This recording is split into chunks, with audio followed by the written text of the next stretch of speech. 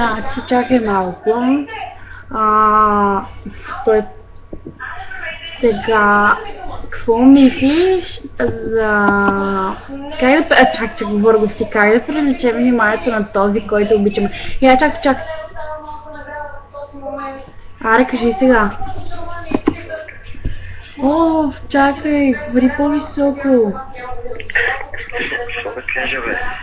Слушай този въпрос, как да привлечем вниманието на този, който обичаме?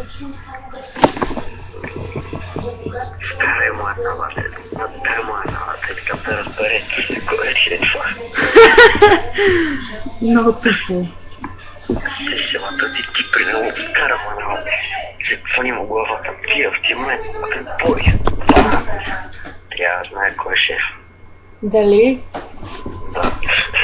И какво викаш да вкарам една? Вкарам му една, да знае кой е шеф. Чисти добре.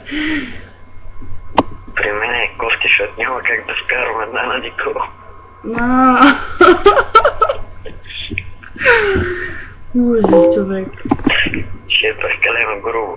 Дали вкараш в лицето на момиче? Да. Взимаш една бухалка, бата и бой.